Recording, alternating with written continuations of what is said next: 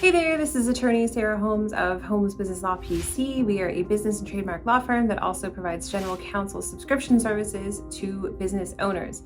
Today we have top legal tips to avoid business failure. Unfortunately, if you look at the statistics, they are not good for small business owners. Most small business owners fail, whether it's at the 3-year mark, the 5-year mark, the 10-year mark. Unfortunately, most small business endeavors end in failure.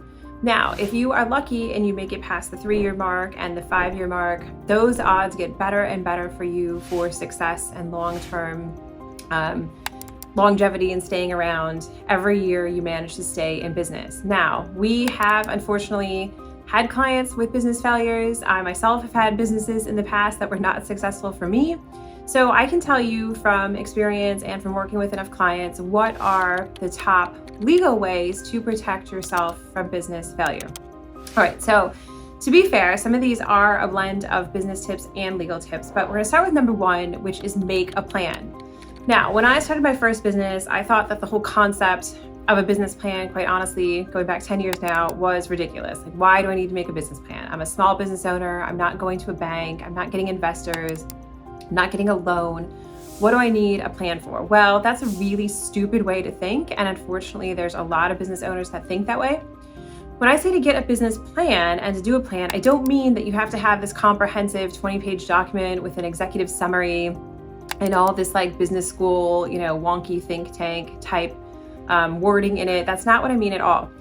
In fact, I think the simpler your business plan is, the better. But the important part, though, is that you're able to identify some clear things about your business in the plan. Number 1 is clearly articulating what type of services or goods you're providing. Number 2, who your target market is and how you're going to reach them. But number 3, most critically, are the financials. And I can tell you from firsthand experience, we see that people avoid that financial piece all the time. That is such a mistake. You have to really get a sense of how long it's going to take you to break even in a business, how long it's going to take you to be profitable in a business. And if you don't know those numbers, quite frankly, you probably have no business opening a business in the first place. So you really do need to make a plan and have proper projections in it. Now, to simplify things so that you're not struggling with Excel spreadsheets and trying to figure out what numbers go into it, we always suggest that people use something called liveplan.com. We're not affiliated with LivePlan. We don't get any kind of kickbacks for recommending it, but it's a very easy piece of software to use. It's very low cost, and it will automate all those financial projections for you and help you fill in critical, important parts of a business plan. In fact, in my business, my law firm, I do a new plan every year, mostly focusing on projections. For our clients, we tell them to do a new plan every year, especially if they're going to grow and hire, take on new locations. You really need to see what those numbers are. Now, the second tip to avoid business failure is to understand business financials. Now, this does not mean you need an MBA or you need to have a background in finance. It's definitely not what that means. However, there's too many business owners that I guess they rely on their accountants to interpret numbers for them. So it's good to have an excellent accountant. That's definitely someone you need on your team, but you should not delegate ultimate responsibility for those financials to anyone else. You need to understand what a balance sheet is. You need to understand the profit and loss statement. Your books need to be kept up to date on a regular basis, not several months behind. You should not be reconciling your books at tax time for the first time during the year. Those are definitely red flags and absolute formulas for business failure, is out-of-date financials and financials that you don't control.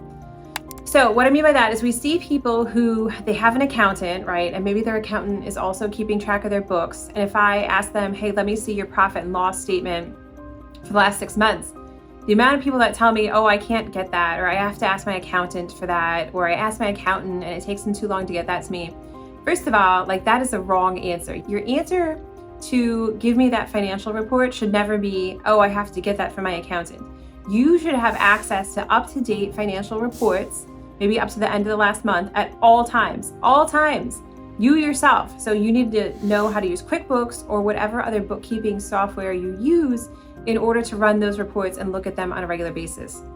If you're not looking at the reports, you're not running them, you don't have access to them, how do you ever know how your business is doing? How do you have any idea about your revenue or expenses? So you must have a command and access to financial reports in your business at all times. All right, next step to avoiding business failure is to take the formal steps and set up a business entity. I personally believe that there's nothing that says amateur hour more than someone not setting up a business entity to protect themselves. It's very low cost, it's a low barrier to entry. Just set up your LLC or whatever other entity you think is appropriate and get yourself protected. The next thing that you definitely want to do to protect yourself against business failure is get appropriate insurance for what you're doing. There are so many business owners out there that really don't know what kind of insurance they have. Some of them have no insurance. Others don't have the right types of insurance. They might have 20 employees. They don't have employer liability types of coverage. Other people let it lapse because they don't think it's worthwhile. And then as soon as they get hit with a lawsuit and they don't have insurance coverage, they realize now they're going to be paying out of pocket, tens of thousands of dollars in attorney's fees. So always making sure that you have the appropriate insurance for your type of business and for employees or whatever types of operating situation that you have in your business. Next would be protect yourself. So protect your assets and protect everything else. So that could be simply you have a valuable name, you have a slogan, you have a logo for your business, you would want to consider actually filing a formal trademark registration for that.